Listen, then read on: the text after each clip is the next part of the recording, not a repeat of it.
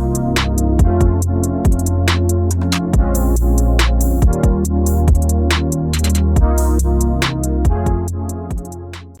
we turn to the word of God நாம் தேவனுடைய வசனத்துக்கு திரும்புவோம். and read from Esther chapter 4 verse 14. Esther 4ஆம் அதிகாரம் 14ஆம் வசனத்தை வாசியுங்கள். நீ இந்த காலத்தில் மௌனமாயிருந்தால் யூதருக்கு சகாயமும் ரட்சிப்பும் வேறொரு இடத்திலிருந்து எழும்பும். அப்பொழுது நீயும் உன் தகப்பன் குடும்பத்தாரும் அழிவீர்கள். நீ இப்படிப்பட்ட காலத்துக்கு உதவியா இருக்கும்படி உனக்கு ராஜ்யமேன்மை கிடைத்திருக்கலாமே, யாருக்கு தெரியும் என்று சொல்ல சொன்னான்.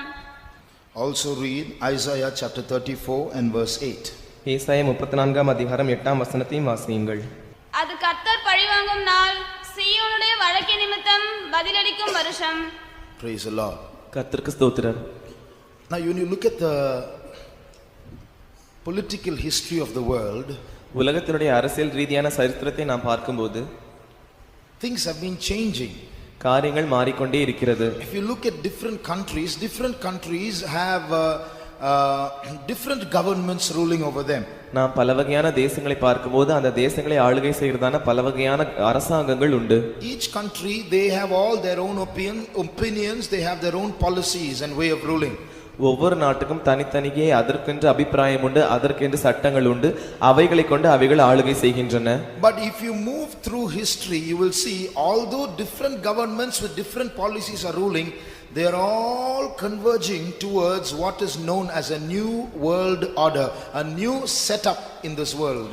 ஆனால் அந்த சரித்திரத்தை நாம் முற்றிலுமாக உற்று நோக்கும்போது அந்த வித்தியாசமான நாடுகளில் வித்தியாசமான சட்டங்களும் வித்தியாசமான அபிப்பிராயங்களும் பழக்க வழக்கங்களும் இருந்தாலும் அவைகள் எல்லாம் கடைசியாக ஒன்று சேர்ந்து ஒரு புதிய சகாப்தம் என்கிறதான இயக்கத்திற்கு வந்து கொண்டிருக்கிறது. So although you have one communist government, another is a democracy, all kinds of governments ruling in this world, there is a common line, a string that is going along with all of them that will eventually turn up to a unification amongst governments. சில நாடுகளில் நாத்திகவாதம் இருக்கிறது, சில நாடுகளில் ஜனநாயகம் இருக்கிறது. இப்படிப்பட்ட நாடுகளில் பல வகையான வித்தியாசமான காரியங்கள் இருந்தாலும் இவைகள் எல்லாம் ஒரே நூலில் வருகிறது போல கடைசியில் அதன் விளைவாக ஒரே ஒரு இயக்கமாக அது வந்து முடியும். How is it that people in different countries who have never spoken to each other and people belong to different times who are carrying on the work of these governments who have different policies are still converging towards a unification? பல வகையான தேசங்களில் பல வகையான மொழிகளை பேசுகிற ஜனங்கள் இருக்கிறார்கள். இந்த நாடுகளில் பேசுகிற மொழி அந்த நாட்டு ஜனங்களுக்கு தெரியாது, அவர்களுடைய சட்டங்களும் இவர்களுக்கு தெரியாது. இப்படியாக இருக்கும்போது இவர்கள் எல்லாரும் எப்படி ஒன்றாக ஒரே இயக்கத்தை உண்டாக்க வேண்டும் என்கிற முடிவுக்கு வந்திருக்கிறார்கள். This shows that there is some invisible power at work. எனவே இதன் மூலமாக ஏதோ ஒரு அதர்சனமான வல்லமையானது கிரியை செய்கிறது என்பதை நமக்கு கண்கூடாக காண முடியும். This is what is happening amongst the rulers of this world. இதுதான் இந்த உலகத்தை அரசாளுகிறவர்கள் மத்தியில் நடைபெறுகிறதான ஒரு காரியம். They are all moving towards a new kind of government which has never been seen in this world before. அவர்கள் எல்லாரும் ஒரு புதிய அரசாங்கத்திற்கு நேராக சென்று கொண்டிருக்கிறார்கள். அந்த அரசாங்கமானது இதுவரைக்கும் இந்த பூமியில் ஏற்பட்டதில்லை. Not only that, அது மாத்திரமல்ல, on the side of the citizens of the world also there is a cry for a change, for a different kind of government. இந்த உலகத்தில் இருக்கிற பிரஜைகளுக்கும் கூட அவர்களுக்கென்று வித்தியாசமான ஒரு கூக்குரல், ஒரு வேண்டுதல் உண்டு. அவர்கள் வித்தியாசமான அரசாங்கம் வேண்டும் என்று கோரிக்கை வைக்கிறார்கள். The whole world is crying for something different. We want a change. முழு உலகம் ஒரு வித்தியாசத்திற்காக ஏங்கிக் கொண்டிருக்கிறது. எங்களுக்கு ஒரு மாற்றம் வேண்டும் என்று அவர்கள் கத்திக் கொண்டிருக்கிறார்கள். Many years ago I was standing in a bus stand. அநேக வருஷங்களுக்கு முன்பாக நான் ஒரு பேருந்து நிலையத்தில் நின்று கொண்டிருந்தேன். And a young boy was speaking about politics. ஒரு இளம் பையன் ஒரு அரசியலை பற்றி பேசிக் கொண்டிருந்தான். And he said, in our country we speak about majority voting. அவன் இப்படி பேசிக் கொண்டிருக்கும் போது சொன்னான், எங்களுடைய நாட்டில் நாங்கள் அதிகபட்சமாக ஓட்டு போடுவதை பற்றி பேசுவோம் என்று சொன்னான். Those who get the majority of votes are the winners. அதிகபட்சமாக ஓட்டு பெறுகிறவர்கள் தான் ஜெயித்தவர்கள். But he said, if you notice, only 50% or 60% of the people vote.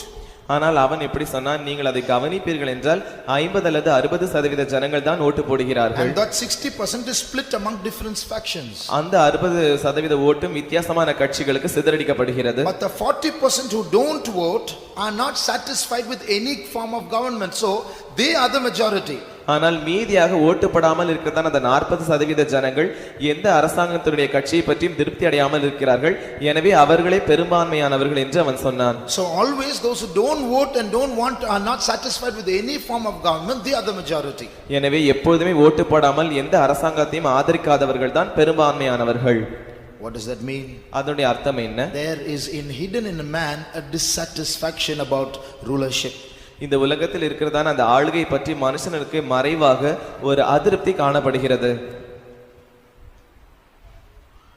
If you look at the condition of the world, இந்த உலகத்துடைய வழக்கத்தை நாம் பார்ப்போம் என்றால் one group of people are soaring high in riches.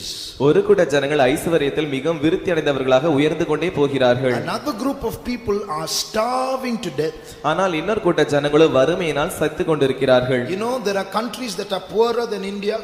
இந்தியாவை காட்டிலும் தரித்திரமான தேசங்கள் உண்டு என்று உங்களுக்கு தெரியுமா? You know, there are countries where other governments have to help people receive food. People have to stand in the queue for 7-8 hours just to have one meal.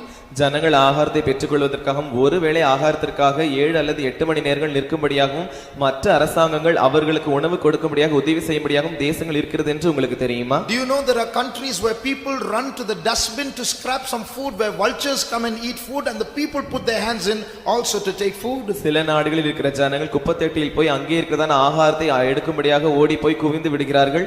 வல்லூர்கள் சாப்பிடுகிறதான அந்த இடத்தில் அவர்கள் கைவிட்டு அவர்கள் சாப்பிட வேண்டியதான நிலைமையும் சில நாடுகளில் இருக்கிறது. On the other hand, there are countries where food is being wasted and thrown into the dustbin. ஆனால் இன்னொரு பக்கத்தில் ஆகாரம் அதிகபட்சமாக வீணாக்கப்பட்டு குப்பை தொட்டியில் போடுகிற நாடுகளும் உண்டு. So the world is crying for a change. Something has to be done. Why is there so much of a lack of balance in this world? எனவே இந்த உலகமானது ஒரு மாற்றத்திற்காக கதறிக் கொண்டிருக்கிறது. ஏன் இந்த உலகத்தில் ஒரு சமத்துவம் இல்லாமல் சமதர்மம் இல்லாமல் சரியாக இல்லாமல் இருக்கிறது என்று மாற்றத்திற்காக ஏங்கிக் கொண்டிருக்கிறார்கள். Can't someone come? Can't someone do something? யாராவது ஒருவர் வரமாட்டார்களா? யாராவது ஒருவர் வந்து ஏதாவது செய்ய மாட்டார்களா? Will there be no change in this world? இந்த உலகத்தில் மாற்றமே இல்லையா? So the people underneath, the citizens are crying out for a change.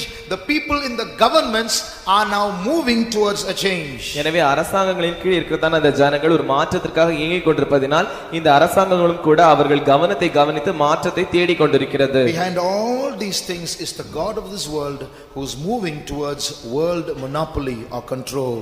இவைகள் எல்லாவற்றின் மத்தியிலும் இந்த உலகத்தின் அதிபதியானவன் இந்த உலகத்தை ஒரே வழியில் கொண்டு வரும்படியாக ஒரே அரசாங்கத்தின் கீழ் கொண்டு வரும்படியாக முயற்சி செய்கிறான். He wants to take control of every human being. ஒவ்வொரு தனி மனுஷனையும் கட்டுப்படுத்தும்படியாக அவன் விரும்புகிறான். Now as this is happening, இது இப்படி நடந்து கொண்டிருக்கும்போது the whole world is going to welcome what is going to happen very soon. அதி சீக்கிரத்தில் சம்பவிக்க போகிறதான ஒரு காரியத்தை இந்த முழு உலகமும் வரவேற்க போகிறது.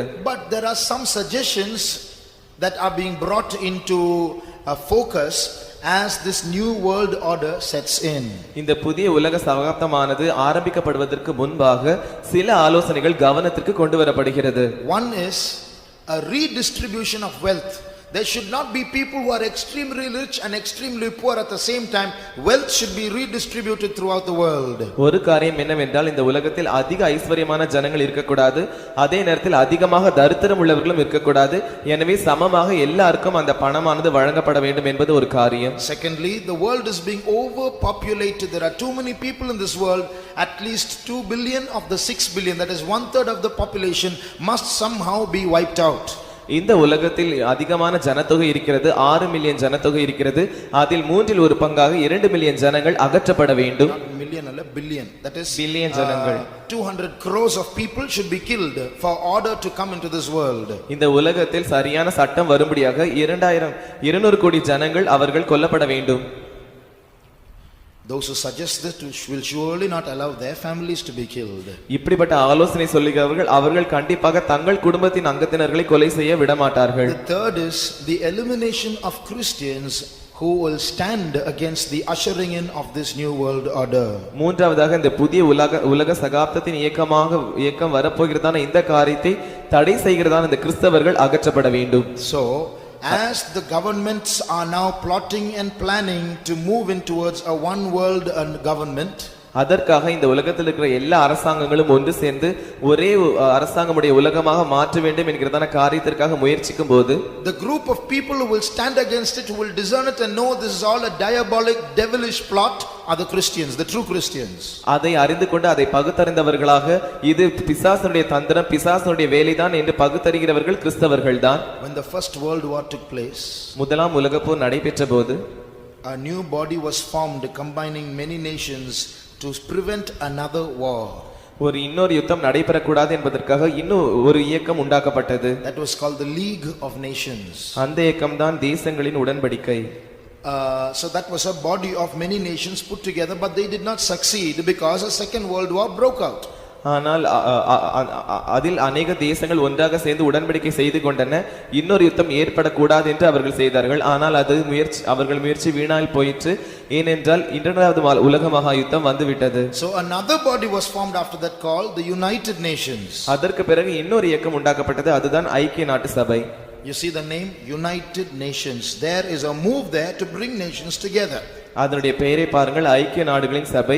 எனவே அந்த இயக்கமானது எல்லா நாடுகளையும் ஒன்றாக இணைப்பது. But still the United Nations is not powerful enough to take control of the whole world. Still wars are going on, still famines are taking place, still there is lack of harmony, no peace in this world. ஆனால் இந்த உலக ஐக்கிய நாடுகளின் சபையானது ஒன்று சேர்ந்து அந்த உலகத்தில் இருக்கிற நாடுகளை ஒன்று சேர்க்க வேண்டும் என்று விளைந்தாலும் கூட இந்த உலகத்தில் பஞ்சங்கள் இருக்கிறது, பற்றாக்குறை இருக்கிறது, இவைகள் எல்லாம் காணப்படுகிறது, யுத்தங்கள் இருக்கிறது. Either the United Nations should be given extra power or a new more powerful body should emerge. எனவே ஒன்று இந்த ஐக்கிய நாடுகளின் சபைக்கு அதிகமாக வல்லமை தர வேண்டும், இல்லாவிட்டால் ஒரு புதிய அரசாங்கம் உருவாக வேண்டும். More powerful body.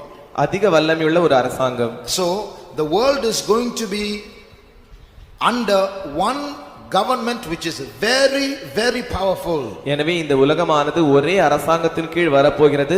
அந்த அரசாங்கமானது மிக மிக வல்லமையுடையதாக இருக்க போகிறது. Now as the world moves towards that situation, இந்த உலகம் அந்த சூழ்நிலைக்கு நேராக நகர்ந்து கொண்டிருக்கும்போது you and I are going to be thorns in their sides. நீங்களும் நானும் அவர்கள் விலாக்களில் முள்ளுகளைப் போல இருக்க போகிறோம். That was a similar time of crisis for the Jews in the days of Esther.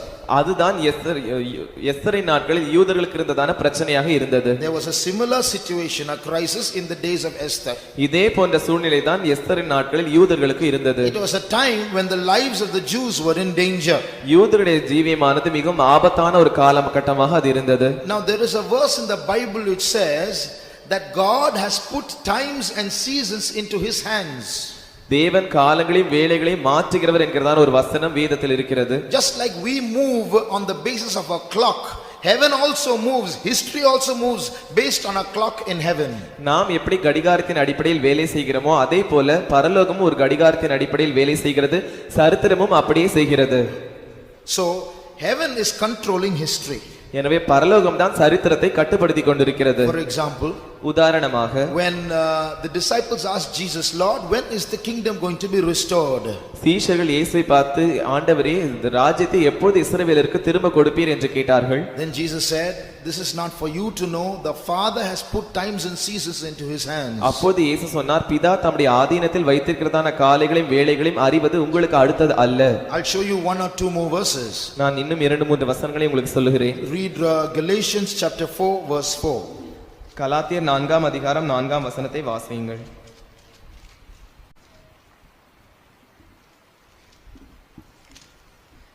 நாம் புத்திர சுவிகாரத்தை அடையும்படி நியாய பிரமாணத்திற்கு கீழ்ப்பட்டவர்களை மீட்டுக்கொள்ளத்தக்கதாக குறித்த காலத்தில் காலம் நிறைவேறின போது ஸ்திரீயினிடத்தில் பிறந்தவரும் நியாய பிரமாணத்திற்கு கீழானவருமாகிய தம்முடைய குமாரனை தேவன் அனுப்பினார். See, when did God the Father send his son? பிதாவாகிய தேவன் எப்போது தம்முடைய குமாரனை அனுப்பினார்? The Bible speaks of what is called in the fullness of time. வேதம் ஒரு காலத்தை பற்றி பேசுகிறது, காலம் நிறைவேறின போது. So what is that kalam? What is the time that was fulfilled? காலம் நிறைவேறினது என்றால் அந்த நிறைவேறின காலம் என்ன? It is a time appointed in heaven when Jesus had to be sent. அது பரலோகத்தில் இயேசு எப்பொழுது அனுப்பப்பட வேண்டும் என்று வைக்கப்பட்டதான ஒரு காலம். So the Father in heaven is controlling some kind of a time structure based on which things happen on earth. எனவே பரலோகத்தில் இருக்கிற பிதாவானவர் பூமியில் எப்படி காரியங்கள் நடக்கப்பட வேண்டும் என்பதற்காக ஒரு திட்டத்தை வைத்திருக்கிறார். Another verse. இன்னொரு வசனம் Romans chapter 5 verse 6. ரோமர் 5ஆம் அதிகாரம் 6ஆம் வசனம். அன்றியும் நாம் பலனற்றவர்களாய் இருக்கும்போதே குறித்த காலத்தில் கிறிஸ்து அக்கிரமக்காரருக்காக மரித்தார். Now you see here of the death of Christ, it is written in due time. இங்கே கிறிஸ்துவினுடைய மரணத்தை பார்க்கும்போது குறித்த காலத்தில் என்கிற வார்த்தை உபயோகப்படுத்தப்பட்டிருக்கிறது. குறித்த காலத்தில், that means in the appointed time. Jesus, God the Father had appointed a time where Jesus had to be born. He had appointed a time when Jesus had to die. குறித்த காலம் என்று சொல்லும்போது பிதாவாகிய தேவனானவர் ஒரு சரியான காலத்தை வைத்திருந்தார். அந்த காலத்தில் இயேசு பிறக்க வேண்டும், நியமித்த காலத்தில் இயேசு மரிக்க வேண்டும் என்கிறதான காலத்தை வைத்திருந்தார். When the Gentiles came to arrest Jesus, புறஜாதிகள் வந்து இயேசுவை கைது செய்யும்படியாக வந்தபோது what did Jesus say? இயேசு என்ன சொன்னார்? When I was in the temple speaking openly, none of you could do anything to me. நான் ஆலயத்தில் இருந்து கொண்டு வெளிப்படையாக உங்களோடு பேசினபோது உங்களில் ஒருவனும் எனக்கு ஒன்றும் செய்ய முடியவில்லை. But now this is your hour and the power of darkness. ஆனால் இதுவோ உங்களுடைய வேளையும் அந்தகாரத்தின் காலமுமா இருக்கிறது. So what is that your hour? There was a time appointed by the Father where Jesus would be handed over to the Gentiles. உங்களுடைய வேளை என்று சொல்லும்போது அந்த வேளைதான் இயேசுவானவர் புறஜாதிகளுடைய கையில் ஒப்புக்கொடுக்கப்பட வேண்டும் என்று பிதாவானவர் நியமித்து வைத்திருந்தார். So there are times where things change in this world according to the appointment of the Father. எனவே பிதாவானவர் எந்த காரியங்களை எப்படி நியமித்து வைத்திருக்கிறாரோ அதற்கேற்றபடியே இந்த உலகத்தில் காரியங்கள் மாறிவிடும். Here is a prophecy. இங்கே ஒரு தீர்க்க தரிசனம். A time has come when the church is going to go through a period of crisis. சபையானது ஒரு பிரச்சனையின் வழியாக கடந்து போகிறதான ஒரு காலம் வந்துவிட்டது. A time is coming when nations and spirits and demons and people and religions are going to rise up to persecute the church of God. தேசங்களும் ஆவிகளும் பிசாசுகளும் ஜனங்களும் பொல்லாத வல்லமைகளும் சபையினுடைய ஜனங்களை உபத்திரவப்படுத்துகிறதான வேளை வந்துவிட்டது. At this time, இந்த நேரத்தில் there are things that we have to do. நாம் செய்ய வேண்டியதான காரியங்கள் உண்டு. That's why Mordecai says, Esther, remember, if you hold your peace at such a time as this, speaking of a particular time. எனவேதான் மொர்தெகாய் எஸ்தரோடு கூட பேசுகிறான். இப்படிப்பட்ட காலத்தில் நீ மௌனமா இருந்தால் என்கிற இப்படிப்பட்ட காலம் என்கிற ஒரு காலத்தை சொல்லுகிறான். Who knows whether you have been brought into the kingdom for such a time as this, speaking of a particular time. இப்படிப்பட்ட காலத்திற்காக நீ ராஜ்யத்திற்காக கொண்டு வரப்பட்டிருக்கலாம் என்று ஒரு குறிப்பிட்ட காலத்தை மொர்தெகாய் சொல்லுகிறான். In the same way, God has brought you and me into this kingdom at this period for a particular purpose. அதே போலவே தேவன் உங்களையும் என்னையும் இந்த ராஜ்யத்திற்கு இந்த நேரத்தில் ஒரு குறித்த நோக்கத்தோடு கொண்டு வந்திருக்கிறார். If we do not understand this, இந்த காரியத்தை நாம் விளங்கிக் கொள்ளாமல் போவோம் என்றால், what does Mordecai tell Esther? மொர்தெகாய் எஸ்தரிடத்தில் என்ன சொன்னார்? Don't think you are going to be safe in the palace. நீ அரண்மனையில் பாதுகாப்பாக இருப்பாய் என்று நினைக்க வேண்டாம். Beloved, let us listen to this one thing very carefully. பிரியமானவர்களே, இந்த ஒரு காரியத்தை நாம் நன்றாய் கவனிப்போம். Many of us are basking under the security of our own houses and plenty of possessions. நம்மில் அநேகர் நம்முடைய சொந்த வீடுகள் இருப்பதின் மூலமாகவும் அநேக சொத்துக்கள் இருப்பதின் மூலமாகவும் அது நிமித்தம் நாம் பாதுகாப்பாக இருக்கிறோம் என்று நினைக்கிறோம். But don't think we can be safe. Esther was not safe in the palace. ஆனால் நாம் பத்திரமாக இருக்கிறோம் என்று நினைக்க வேண்டாம். ஏனென்றால் எஸ்தர் பத்திரமாக அரண்மனையில் இல்லை. What was Esther told? எஸ்தருக்கு என்ன சொல்லப்பட்டது? If at this time when you ought to work out salvation for the Jews, you have been assigned a responsibility, you remain silent, the Jews will be delivered somehow, but you and your house will be destroyed. யூதருக்காக ரட்சிப்பை ஏற்படுத்த வேண்டும் என்று நீ இந்த காலத்தில் நியமிக்கப்பட்டிருக்கிறாய். யூதருடைய ரட்சிப்புக்காக நீ காரியங்களை நடப்பிக்க வேண்டும். ஆனால் இந்த காலத்தில் நீ அமைதியா இருந்தால் யூதருக்கு வேறு இடத்தில் ரட்சிப்பு எழும்பும். ஆனால் உன் தகப்பன் குடும்பத்தாரும் நீயும் அழிந்து போவீர்கள். Look at those words. இந்த வார்த்தைகளை பாருங்கள். So by not doing what we ought to do, we are going to be destroyed. எனவே நாம் என்ன செய்ய வேண்டுமோ அதை செய்யாமல் இருப்போம் என்றால் நாம் அழிக்கப்பட்டு போவோம். What does that mean? அதோட அர்த்தம் என்ன? Beloved, you and I are here for a particular divine purpose. பிரியமானவர்களே, நீங்களும் நானும் ஒரு திட்டவட்டமான தெய்வீகமான நோக்கத்திற்காக இங்கே இருக்கிறோம். Very often we think all the purpose is within. Lord, do something in me, sanctify me, supply the needs of my family. It's all within. அநேக தரம் நமக்கு உள்ளே இருக்கிற காரியங்கள் தான் என்று நாம் நினைக்கிறோம். ஆண்டவரே என்னை சுத்திகரியும், எனக்கு இந்த தேவைகளை சந்தித்து தாரும், என்னுடைய குடும்பத்தினரை ஆசீர்வதியும் என்று நாம் ஜெபிக்கிறோம். But along with this there is a purpose that we have to carry out without. ஆனால் இதோடு கூட புறம்பே நாம் செய்ய வேண்டியதான சில காரியங்களும் உண்டு. Do we know what that is? அவைகள் என்ன என்று தெரியுமா? But we shall shortly be revealed by God what that is. ஆனால் அதே சீக்கிரத்தில் அது என்ன என்று தேவன் நமக்கு வெளிப்படுத்துவார். It's both general and personal. அவைகள் பொதுவானதும் தனிப்பட்ட விதத்திலும். Personally, God is going to speak to you in prophecy, through the word, in visions and in dreams about what God is going to do through you in the church and in the world. தேவன் வார்த்தையின் மூலமாகவும் தீர்க்க தரிசனத்தின் மூலமாகவும் சொப்பனங்களின் வாயிலாகவும் தரிசனங்களின் வாயிலாகவும் நீங்கள் இந்த உலகத்தில் என்ன காரியங்களை செய்ய வேண்டும் என்று உங்களோடு கூட பேச போகிறார். But for that it is time that we have to rise up to the occasion and cooperate with God so that his plan might be executed through us. அதற்காக அந்த சரியான தருணத்தில் நாம் எழும்பி தேவனோடு கூட ஒத்துழைத்து அவருடைய திட்டத்தை அவரோடு கூட சேர்ந்து நிறைவேற்ற வேண்டும். Now Esther is going through a dangerous situation. இப்போது எஸ்தர் ஒரு ஆபத்தான சூழ்நிலையின் வழியாக கடந்து போகிறாள். She realizes she can't be safe in the palace. She has to take the risk of going and meeting the king. தான் அரண்மனையில் பத்திரமாக இருக்க முடியாது என்று உணர்ந்தவளாக அந்த யூதருக்காக ஏதாவது செய்ய வேண்டும் என்பதற்காக ஆபத்தில் போய் மாட்டிக்கொள்வது என்று அவள் ராஜாவினிடத்தில் போகிறாள். So she tells all the Jews to fast for her. எனவே அவளுக்காக உபவாசிக்க முடியாத எல்லா யூதர்களிடத்திலும் அவள் கேட்டுக்கொள்கிறாள். At the end of the fast she takes the risk and stands before the king. அந்த உபவாசத்தின் முடிவில் அவள் ஆபத்தில் நின்று கொண்டு அந்த யூதருக்காக பேசும்படியாக போகிறாள். She prepares 2 banquets for the king. அவள் ராஜாவுக்காக 2 விருந்துகளை ஆயத்தப்படுத்துகிறாள். And she invites him to 2 banquets. அந்த 2 விருந்துகளுக்கும் அவர்களை அழைக்கிறாள். Now in all this there is a plan. இவர்கள் எல்லாவற்றிலும் ஒரு திட்டம் உண்டு. Because she realizes that in the palace there is an enemy.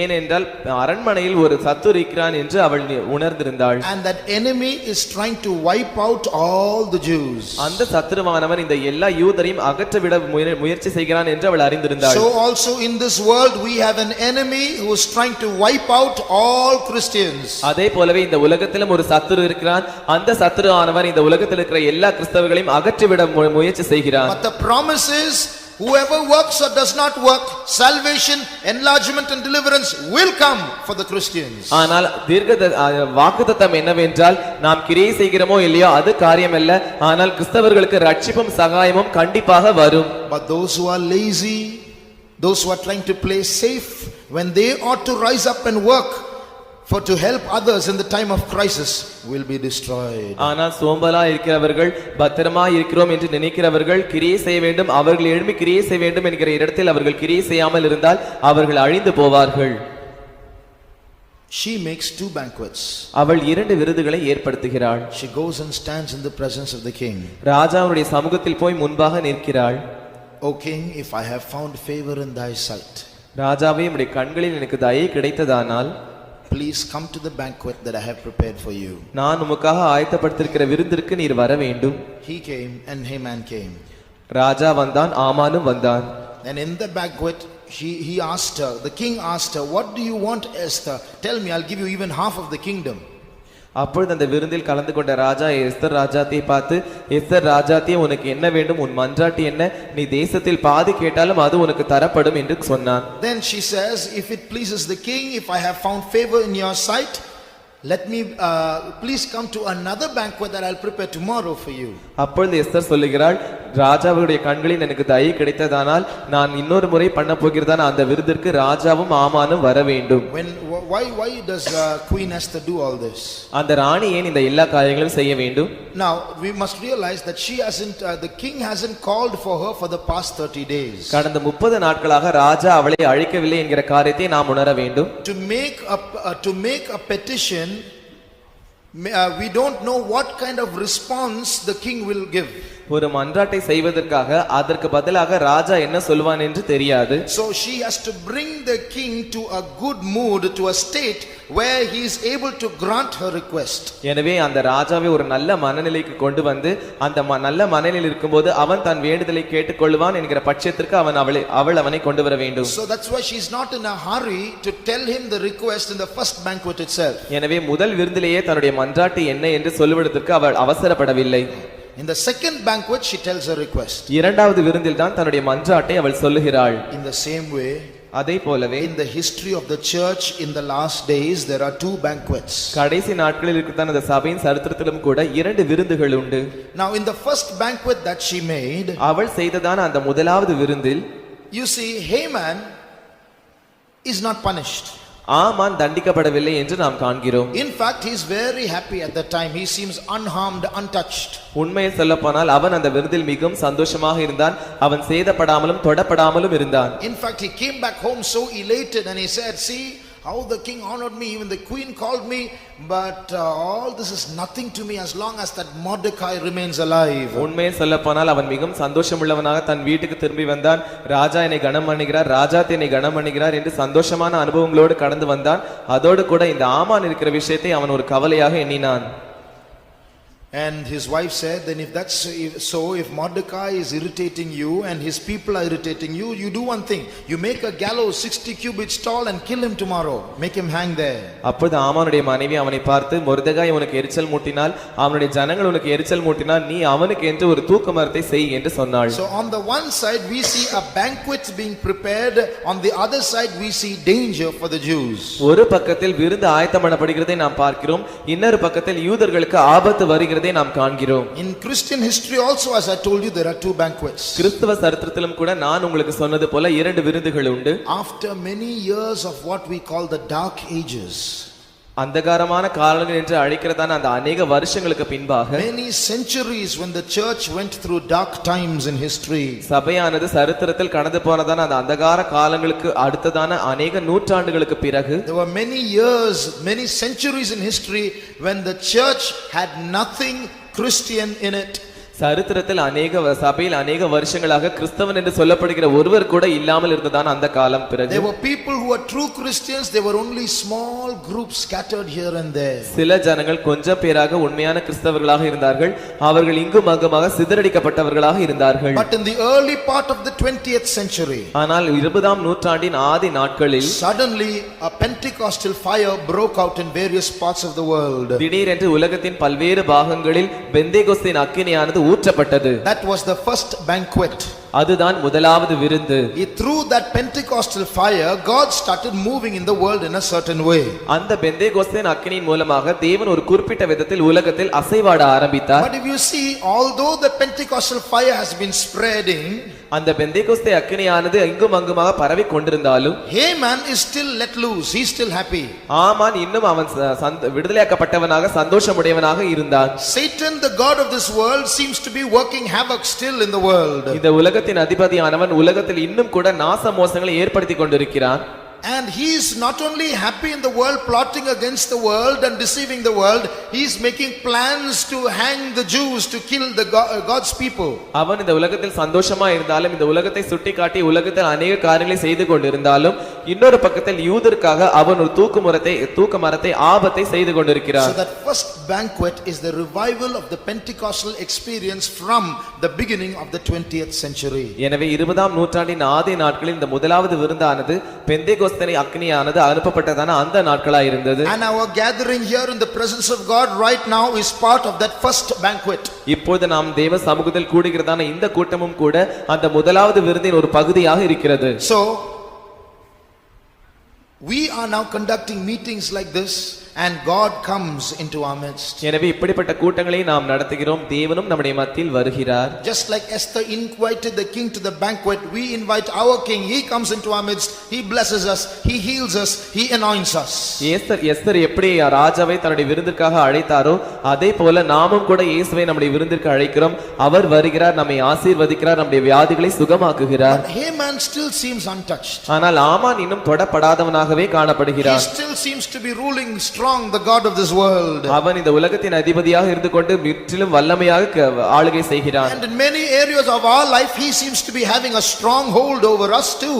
நம்முடைய ஜீவிதத்தின் अनेक பகுதிகளிலும் கூட அவன் பிடிவாதமாக சில காரியங்களை பிடித்துக் கொண்டிருக்கிறவனாக இருக்கிறான். But although he seems to be ruling strong, God has given us certain victories, God has given us a certain kind of joy, he's given us fellowship, he's given us anointing, he's given us worship and so on. ஆனால் அவன் நம்மை இறுக பிடித்திருந்தாலும் கூட சில பகுதிகளில் பிடித்துக் கொண்டிருந்தாலும் கூட தேவன் நமக்கு ஜெயத்தை தருகிறார், சில அபிஷேகங்களை தருகிறார், இன்னும் अनेक ஆசீர்வாதங்களை தருகிறார். So although he is ruling in this world and he is the God of this world, அவன் இந்த உலகத்தில் ஆண்டு கொண்டிருந்தாலும் இந்த உலகத்தின் அதிபதியாக அவன் இருந்தாலும், we as God's children are able to come into the presence of God and enjoy this banquet. We are able to see the king's presence and say, Yesu innum ennum nallavanallo. தேவனுடைய பிள்ளைகளாக நாம் தேவனுடைய சமூகத்தில் வந்து அவருடைய சமூகத்தில் ஆர்ப்பரித்து அவரை அனுபவித்து இயேசு இன்னும் இன்னும் நல்லவன் என்று அவரை ஆர்ப்பரிக்கிறோம், புகழுகிறோம். So although the devil is putting us into all kinds of captivity, பிசாசானவன் अनेक சிறைப்பிடிவுகளில் நம்மை சிறைப்பட்டு விட்டாலும் கூட, our homes and our lives are fraught with problems. நம்முடைய வீடுகளும் நம்முடைய ஜீவியமும் பிரச்சனைகளினால் நிறைந்திருக்கிறது. But in the midst of that, God has given us a banquet to participate in. ஆனால் அவைகளின் மத்தியில் ஒரு விருந்தில் கலந்து கொள்ளும்படியாக ஒரு விருந்தை தேவன் நமக்கு தந்திருக்கிறார். That's why in the midst of all our problems, our confusion, our tears and our sickness and witchcraft against us, we are able to enjoy the presence of God. எனவேதான் நம்முடைய எல்லா பிரச்சனைகளின் மத்தியிலும், நம்முடைய குழப்பங்களின் மத்தியிலும், நம்முடைய கண்ணீரின் மத்தியிலும், மந்திரவாதங்களின் மத்தியிலும் நாம் தேவனில் களி கூறுகிறோம். So what are these banquets?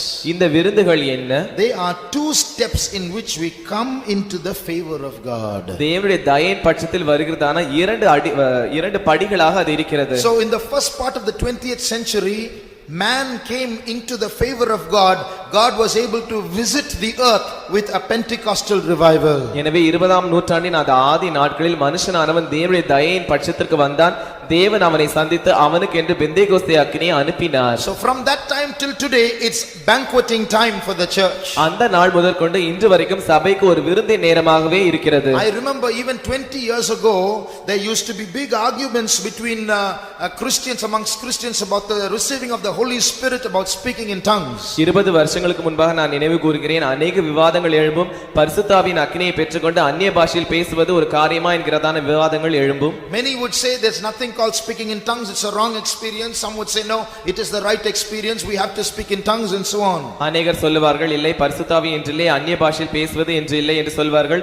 ஆனால் சிலரோ இல்லை, பரிசுத்தாவி உண்டு, அந்நிய பாஷை உண்டு, அதில் நாம் பேசிதான் ஆக வேண்டும் என்று சொல்லுவார்கள். And I remember sermons being preached trying to establish that the speaking of tongues is biblical, it's from God. அந்நிய பாஷையில் பேசுவது தேவனிடத்திலிருந்து வந்தது, அது வேதத்திற்கு அடுத்தது என்று அநேக பிரசங்கங்கள் பண்ணப்பட்டதை நான் நினைவு கூறுகிறேன். But today we don't have to do that. ஆனால் இன்று அதை நாம் செய்ய வேண்டிய அவசியம் இல்லை. Why? ஏன்? We can see God pouring out his spirit upon all flesh.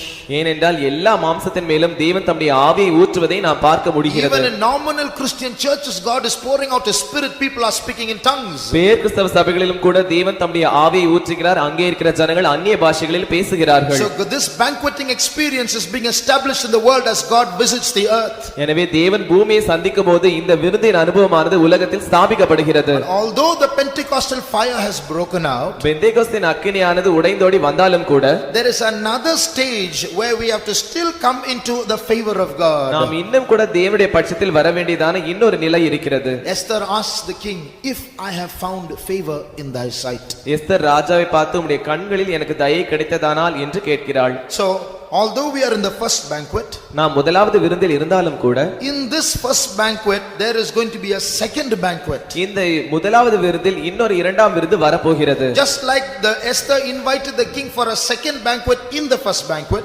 Esther அந்த முதலாவது விருந்தில் இருந்து கொண்டு இரண்டாவது விருந்திற்காக ராஜாவை அழைத்தது போல, there is a time where this Pentecostal revival or fire is going to increase into another fire, a worldwide revival for perfection. பெந்தேகோஸ்தின் எழுப்புதலாகிய அக்கினியானது வரப்போகிறதான இன்னொரு காலம் இருக்கிறது. அந்த நாட்களில் முழு தேசத்திலும் இந்த பெந்தேகோஸ்தியான அக்கினியானது பரவும். The world is going to see it. உலகம் அதை காண போகிறது. Beloved, as you listen to me, my plea is that all of you might come into the same vision. பிரியமானவர்களே, நீங்கள் என்னை கேட்டுக்கொண்டிருக்கும் போது தானே நீங்கள் நான் எப்படி தரிசிக்கிறேனோ அதே போல அந்த தரிசனத்துக்கு நீங்கள் வர வேண்டும் என்று நான் வேண்டிக் கொள்கிறேன். Now if you can't see as the word of God speaks, தேவனுடைய வசனம் என்ன சொல்லுகிறதோ அதற்கேற்ற பிரகாரமாக உங்களால் பார்க்க முடியவில்லை என்றால், all this is going to be boredom and meaningless. இவைகள் எல்லாம் சலிப்பூட்டக்கூடியதாகவும் அர்த்தமற்றதாகவும் மாறிவிடும். I want my problem solved today. I want my sickness to go. I don't bother about revival. இன்று என்னுடைய பிரச்சனை தீர வேண்டும், என்னுடைய வியாதி இன்று என்னை விட்டு போக வேண்டும், எழுப்புதலை பற்றி எனக்கு கவலை இல்லை. If that's the attitude, then we are wasting our time here. அது நம்முடைய மனப்பான்மையாக இருக்கும் என்றால், அப்படியாக இருக்கும் என்றால் நம்முடைய நேரத்தை நாம் இங்கே வீணடிக்கிறோம். But let's all have the same vision. ஆனால் நாம் எல்லாருக்கும் ஒரே தரிசனம் இருக்கட்டும். We are going to invite God for a second banquet. இரண்டாவது விருந்திற்காக நாம் தேவனை அழைக்க போகிறோம். O king, if we have found favor in thy sight, we want to invite you for another banquet. ராஜாவே உம்முடைய கண்களில் எனக்கு தயை கிடைத்ததானால் இரண்டாவது விருந்துக்காக நாங்கள் உங்களை அழைக்கப் போகிறோம். Who prepares that banquet? அதை ஆயத்தப்படுத்துவது யார்? We. நாம். By preparing our lives, by sanctifying our lives, we are preparing that second banquet. நம்முடைய ஜீவங்களை ஆயத்தப்படுத்துவதன் மூலமாக சுத்திகரிப்பதின் மூலமாக அந்த இரண்டாவது விருந்தை நாம் ஆயத்தப்படுத்துகிறோம். What is that second banquet? அந்த இரண்டாவது விருந்து என்றால் என்ன? Another stage where God descends into the church, a visitation from God in favor for the church. சபையினுடைய தயைக்காக சபை தயை பெற்றுக்கொள்வதற்காக தேவன் சபையில் இறங்கி வரும்படியாகவும் அவருடைய கண்களில் தயை கிடைக்கும்படியாகவும் வரப்போகிறதான அந்த இரண்டாவது நிலவரம். Beloved, that second banquet is not going to be an ordinary one. பிரியமானவர்களே, அந்த இரண்டாவது விருந்தானது ஒரு சாதாரணமாக இருக்க போகிறதில்லை. It is at this point we turn to the second verse that we read in Isaiah chapter 34 verse 8. இந்த கட்டத்தில் தான் நாம் இரண்டாவதாக வாசித்ததான அந்த ஏசாயா 34ஆம் அதிகாரம் 8ஆம் வசனத்திற்கு நாம் வர வேண்டும். Here what do we read? இங்கே நாம் என்ன வாசிக்கிறோம்?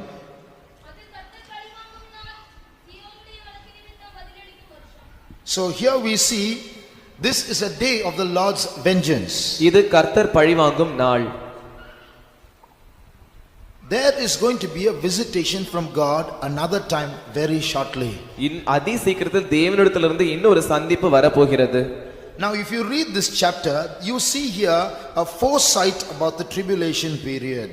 இந்த அதிகாரத்தை நாம் வாசிக்கும்போது உபத்திரவ காலத்தை பற்றியதான ஒரு முன் தரிசனத்தை நாம் இங்கே காணலாம். Now there is in particular a judgment pronounced against Idumea, verse 5. 5ஆம் வசனத்தில் வானங்களில் என் பட்டயம் வெறி கொண்டது. வாசிங்க.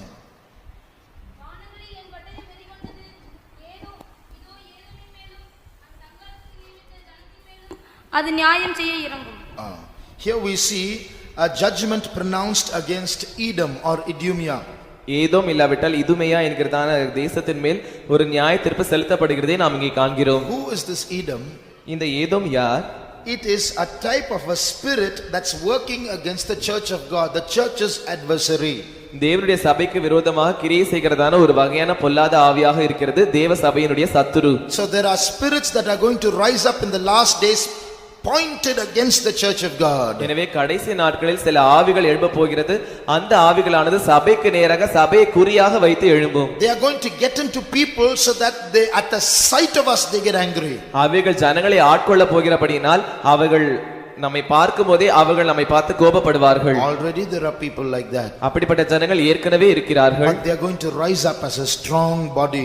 ஆனால் அவர்கள் இன்னொரு மிகப்பெரிய இயக்கமாக வல்லமையான இயக்கமாக எழும்ப போகிறார்கள். At that time there is going to be a second banquet. அந்த நேரத்தில் தான் இரண்டாவது விருந்து வரப்போகிறது. Can you see Haman preparing gallows to hang Mordecai? ஆமான் மொர்தெகாயை தூக்கில் மாட்டும்படியாக தூக்கு மரங்களை செய்கிறதை உங்களால் காண முடிகிறதா? At the end of the first banquet, that is what is being planned. முதலாவது விருந்தின் முடிவில் அதுதான் திட்டமிடப்பட்டது. So as this first banquet of Pentecostal revival is coming to an end, plans are being made in the kingdom of darkness against the church of God. எனவே இந்த முதலாவது விருந்தினுடைய இந்த பெந்தேகோஸ்தின் அக்கினி முடிவுக்கு வரும்போது அந்தகாரத்தின் ராஜ்யத்தில் திட்டங்கள் இதற்கு விரோதமாக செய்யப்பட்டு கொண்டிருக்கிறது. Plans to eliminate God's people. தேவனுடைய ஜனங்களை அகற்றும்படியான திட்டம். At this time, இந்த நேரத்தில் plans are being made by God for the church also. சபைக்காக தேவனும் சில திட்டங்களை செய்து கொண்டிருக்கிறார். If you see verses 2, 3 and 4 of Isaiah 34, ஏசாயா 34ஆம் அதிகாரத்தினுடைய 2ஆம் 3ஆம் வசனங்களை நாம் பார்ப்போம் என்றால், the indignation of the Lord is upon all nations and his fury upon all their armies. சகல ஜாதிகளின் மேலும் கர்த்தருடைய கடும் கோபமும் அவைகளுடைய சகல சேனைகளின் மேலும் அவருடைய உக்கிரமும் மூழுகிறது. The indignation of the Lord is upon all nations. It's a worldwide fury that the Lord is going to unleash. கர்த்தருடைய கடும் கோபமானது எல்லா ஜாதிகள் மேலும் இருக்கிறது.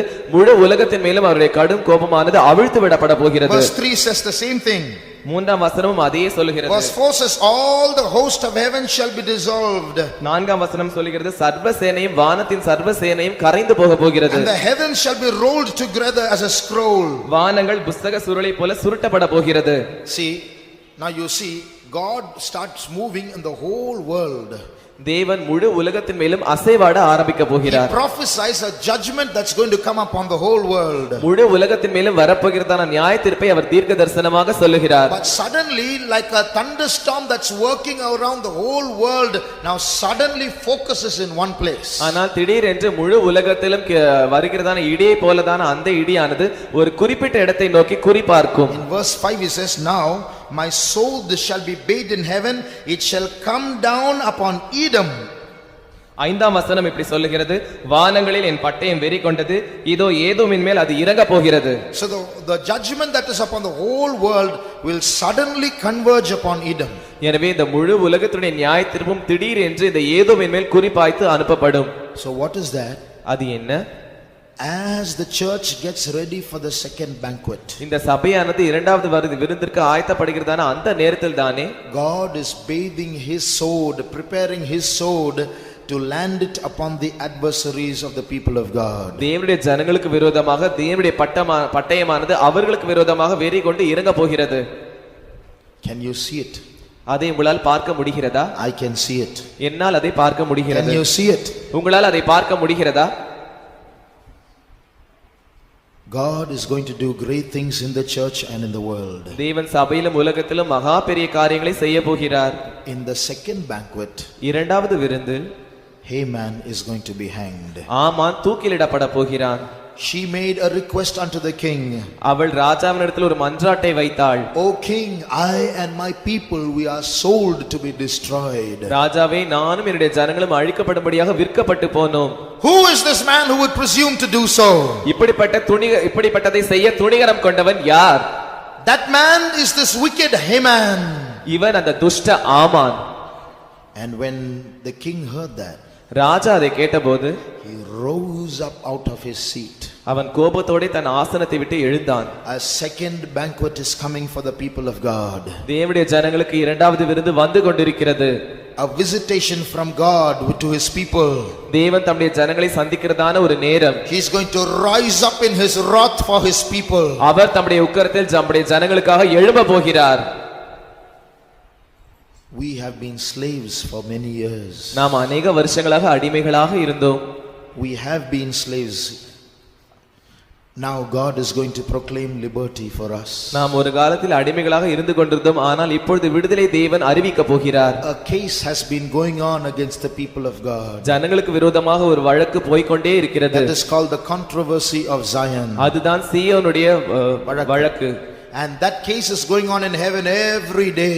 அது பரலோகத்தில் ஒவ்வொரு நாளும் போய் கொண்டே இருக்கிறது. As you heard in a testimony last week, கடந்த வாரம் நாம் சாட்சியில் கேட்டதை போல we saw a throne. The brother saw a throne set up and Satan accusing each one of us. ஒரு சகோதரன் அந்த சிங்காசனத்தை கண்டார். சிங்காசனத்தின் முன்பாக நின்று கொண்டு சாத்தான் சகோதரரை குற்றம் சாட்டி கொண்டிருந்தான். Each one of us.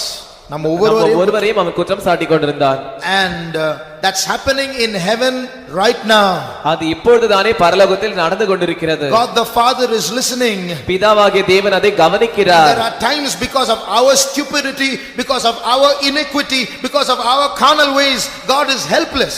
நம்முடைய மதியினத்தின் மூலமாக, நம்முடைய அக்கிரமத்தின் மூலமாக, நம்முடைய மாம்ச வழிகளின் மூலமாக தேவன் நமக்கு உதவி செய்ய கூடாதவராக இருக்கிறார். There are times our stupidity and our sin overpowers the power of God's intercession and God is not able to help us out. நம்முடைய பாவங்களும் நம்முடைய அக்கிரமங்களும் தேவன் கிரியை செய்யாதபடிக்கு அவருடைய வல்லமை காட்டிலும் மிஞ்சினதான சில நேரங்கள் இருந்தது. But God is determined to come down to help his people. ஆனால் தம்முடைய ஜனங்களுக்கு உதவி செய்யும்படியாக இறங்கி வரும்படியாக தேவன் தீர்மானித்திருக்கிறார். For as the world cries for a change, இந்த உலகம் ஒரு மாற்றத்திற்காக கதறிக் கொண்டிருக்கும்போது the church is also crying for a change. சபையும் கூட ஒரு மாற்றத்திற்காக கதறிக் கொண்டிருக்கிறது. Can we see how our prayer life is improving? நம்முடைய ஜெப ஜீவியம் எப்படி முன்னேற்றம் அடைந்து கொண்டிருக்கிறது என்று உங்களால் பார்க்க முடிகிறதா? Can we see how in the first banquet we are making a petition to our king, if we have favor, if we find favor in your sight, Lord, we want another banquet. முதலாவது விருந்தில் ராஜாவே நம்முடைய கண்களில் எங்களுக்கு தயை கிடைத்தது என்றால் எங்களுக்கு இரண்டாவது விருந்தை ஆயத்தப்படுத்தும் என்று நம்முடைய மன்றாட்டு இருந்ததா?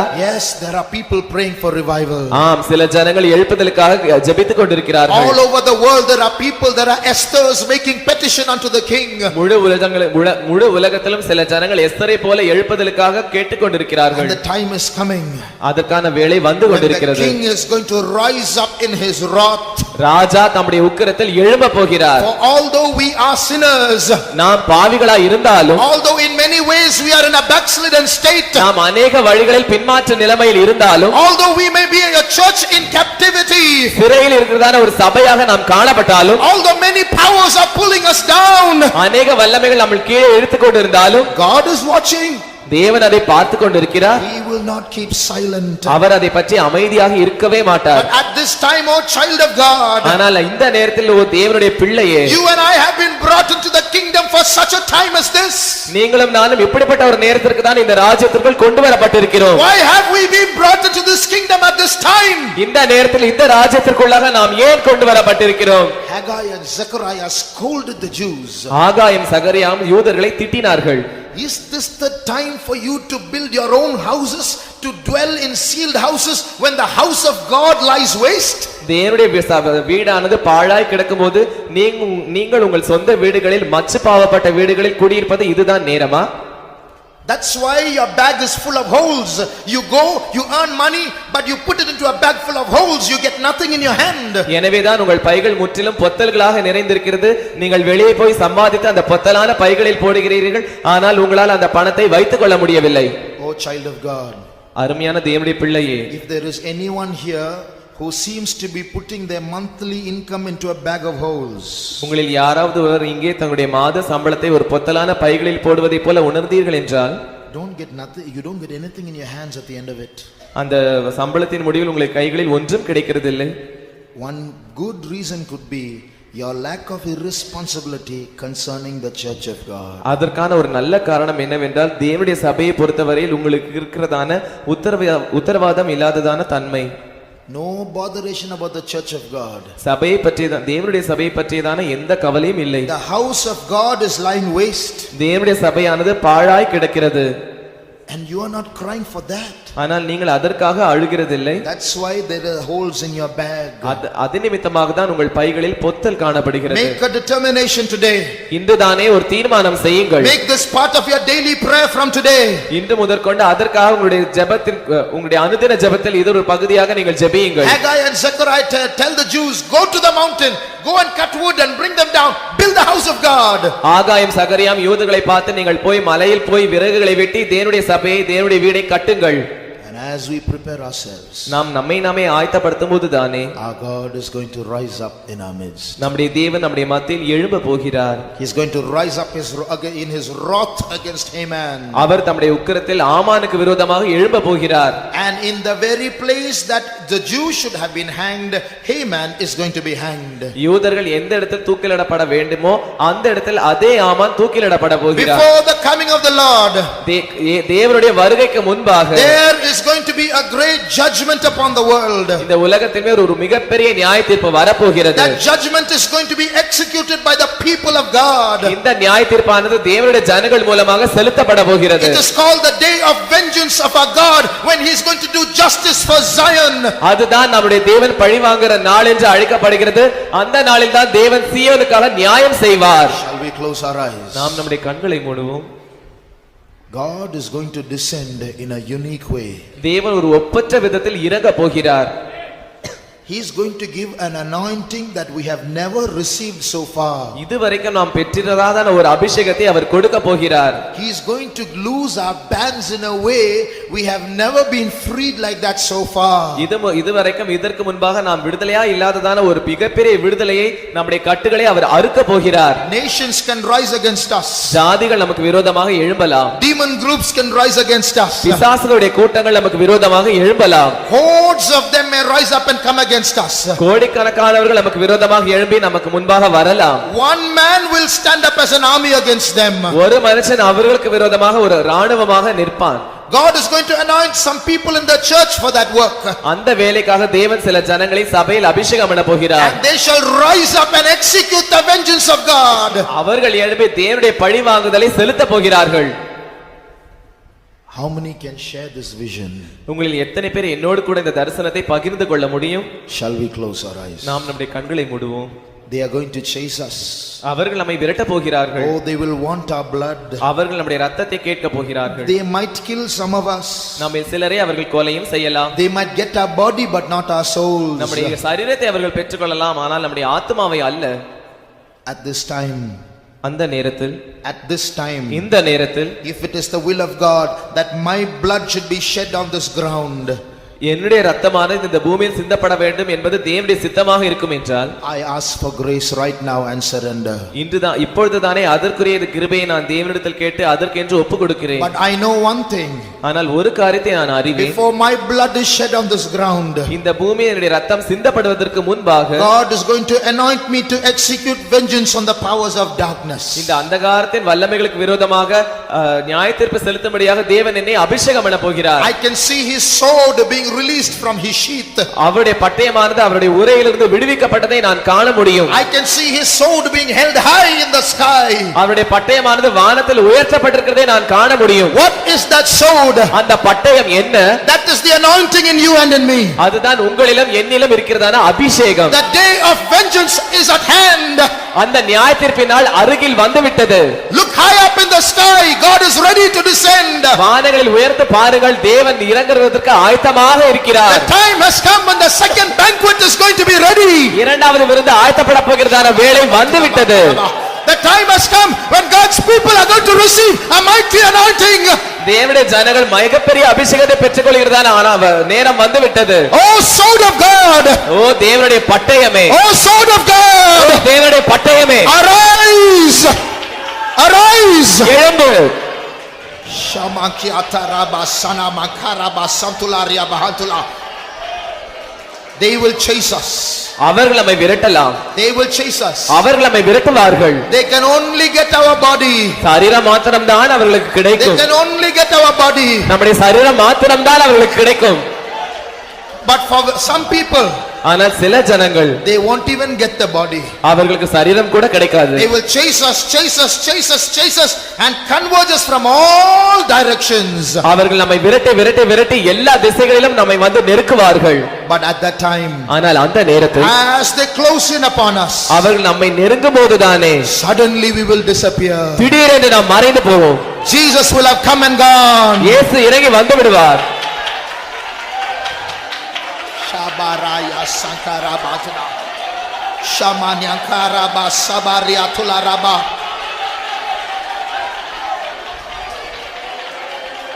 Weak brother. பலவீனமான சகோதரனே, Weak sister. பலவீனமான சகோதரியே, Don't look at your weakness. உங்களுடைய பலவீனத்தை நீங்கள் பார்க்க You வேண்டாம். look at one thing. ஒரு காரியத்தை நீங்கள் பாருங்கள். At this time God has brought you into the church. இந்த நேரத்தில் தேவன் உங்களை சபையில் கொண்டு வந்திருக்கிறார். That is what you have to observe. That is what you have to observe. அதைதான் நீங்கள் கவனிக்க வேண்டும். At this time God has brought you into the church. இந்த நேரத்தில் தேவன் உங்களை சபைக்குள் கொண்டு வந்திருக்கிறார். As God removes the sword from his sheath, God has brought you into the church. தேவன் தம்முடைய பட்டயத்தை உரையிலிருந்து உருவுகிறதான இந்த நேரத்தில் தேவன் உங்களை சபையில் கொண்டு வந்திருக்கிறார். For you there is an anointing. உங்களுக்கு ஒரு அபிஷேகம் உண்டு. For you there is an anointing. உங்களுக்கு என்று ஒரு அபிஷேகம் உண்டு.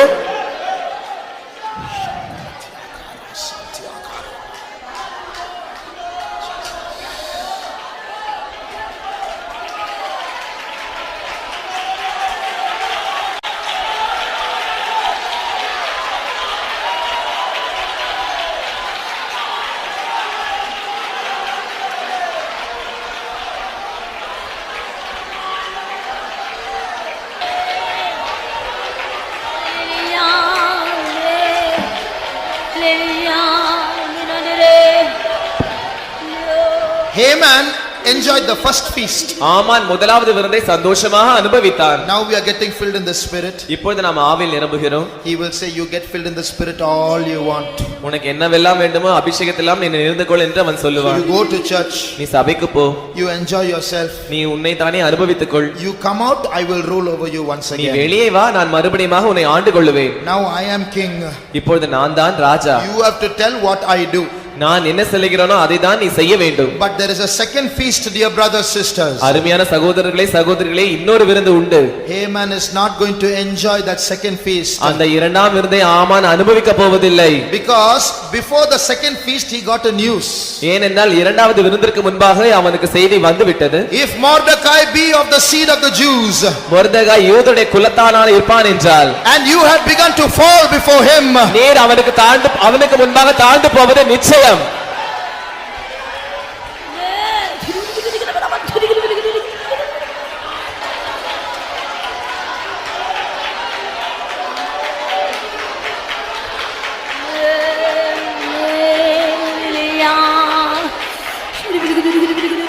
dear brother, dear sister, அருமையான சகோதரனே அருமையான சகோதரியே, Satan may be standing outside. சாத்தான் வெளியே ஒருவேளை நின்று கொண்டிருக்கலாம். In this first feast he may be enjoying himself. இந்த முதலாவது விருந்தில் அவன் தன்னை தானே சந்தோஷப்பட்டு He கொண்டிருக்கலாம். may say, you come out, I will look after you. நீ வெளியே வா, நான் உன்னை பார்த்துக் கொள்வேன் என்று அவன் ஒருவேளை சொல்லலாம். What should we say? ஆனால் அதற்கு நாம் என்ன சொல்ல வேண்டும்? Whatever you do, நீ என்ன செய்தாலும் பரவாயில்லை, God has prepared a second feast for us. தேவன் எங்களுக்கு இரண்டாவது விருந்தை ஆயத்தம் பண்ணி இருக்கிறார். We shall enjoy that feast. நாங்கள் அந்த விருந்தை அனுபவிப்போம்.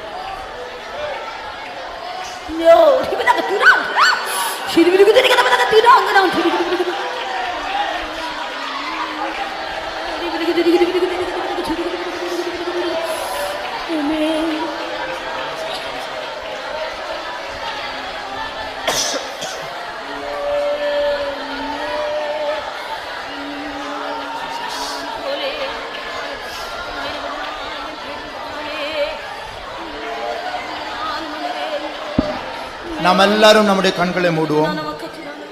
சகோதரர் மத்தியில் யாராவது முன்னாடி வந்து மைக்குக்கு முன்னாடி எழுப்புதலுக்காக ஜெபிக்கும்படியாக கேட்டுக்கொள்கிறோம். கண்களை மூடுவோமாக.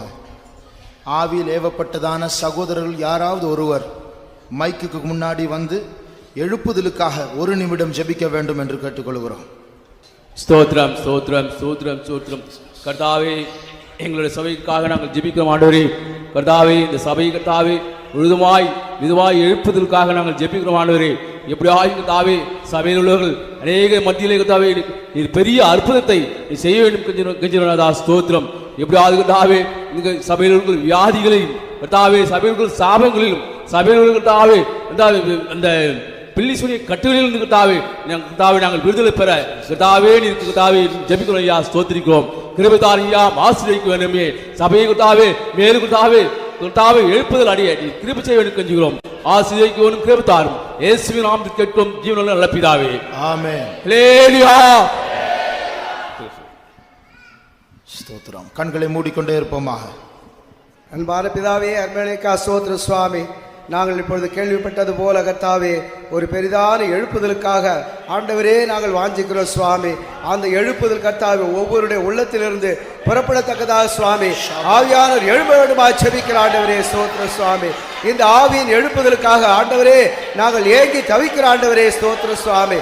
அந்த எஸ்தர் சொன்னது போல நான் மரித்தாலும் மரிக்கிறேன்னு சொல்லி ஆண்டவரே ராஜாவுடைய சமூகத்தில் பிரவேசித்தது போல ஜபத்தோடு உபவாசத்தோடு கண்ணீரோடு ஆண்டவரே தேவன் ராஜாவுடைய சமூகத்திலே எஸ்தர் பிரவேசித்தது போல ஆண்டவரே நாங்கள் தேவ சமூகத்திலே உபவாசத்தோடு ஜபத்தோடு கண்ணீரோடு ஆண்டவரே நாங்கள் ஜெபிக்கிறோம் ஆண்டவரே. இந்த சபையிலே ஒரு பெரிய எழுப்புதலுக்காக வேண்டுகிறோம் சுவாமி.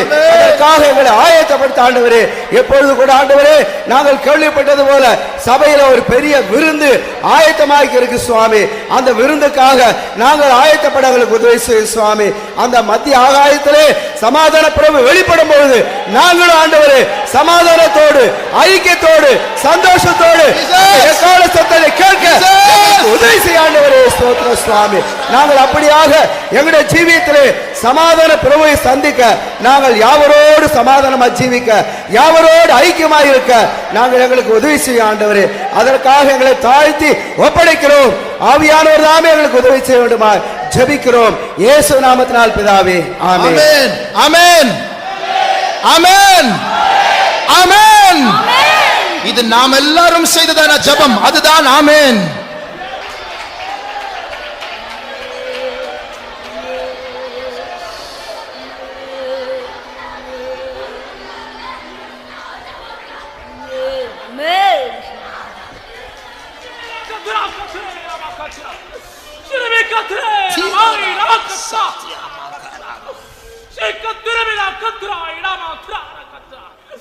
ஜெயம் கொண்டவர்கள் நீங்களே.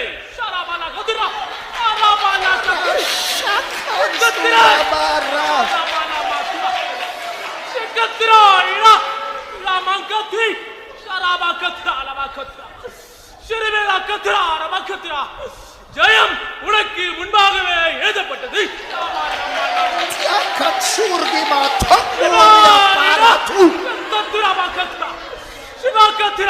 நீ அதை அவிசுவாசிக்காதே. நீ விசுவாசித்தால் இப்பொழுதே தேவனுடைய மகிமையை காண்பாய்.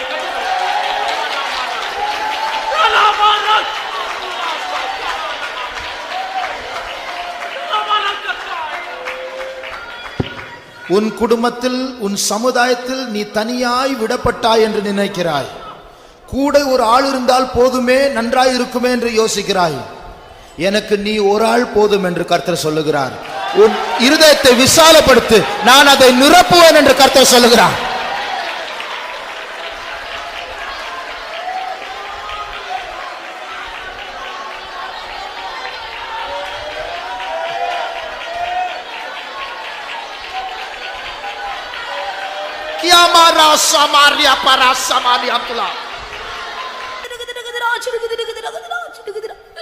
இந்நாள் நற்செய்தி அறிவிக்கும் நாள். நீ மௌனமாய் இருப்பது காலம் அல்ல. நீ மௌனமாய் இருந்தால் குற்றம் உன்மேல் சுமரும்.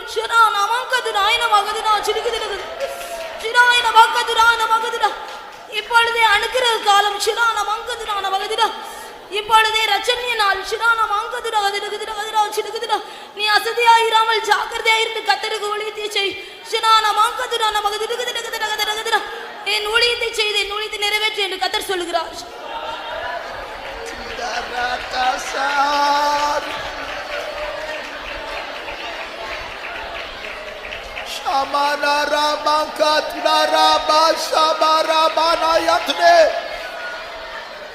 Thank you, Jesus. Praise you. கர்த்தருடைய சமூகத்துக்காக நாம் கர்த்தரை ஸ்தோத்திரிப்போம். ஸ்தோத்திரம், ஸ்தோத்திரம், ஸ்தோத்திரம், ஸ்தோத்திரம், ஸ்தோத்திரம், ஸ்தோத்திரம், ஸ்தோத்திரம், ஸ்தோத்திரம், ஸ்தோத்திரம், ஸ்தோத்திரம். Thank you, Lord. We thank you. கர்த்தர் நம்ம மத்தியில் இறங்கி வந்தார், அதற்காக கர்த்தரை ஸ்தோத்திரிப்போம். ஸ்தோத்திரம், ஸ்தோத்திரம், ஸ்தோத்திரம், ஸ்தோத்திரம். அவர் நமக்காய் ஆயத்தப்படுத்தின விருந்துக்காக நாம் அவரை ஸ்தோத்திரிப்போம். ஸ்தோத்திரம், ஸ்தோத்திரம், ஸ்தோத்திரம், ஸ்தோத்திரம். இரண்டாவது ஒரு விருந்து சீக்கிரமாய் வரப்போகிறது, அதற்காய் ஸ்தோத்திரிப்போம்.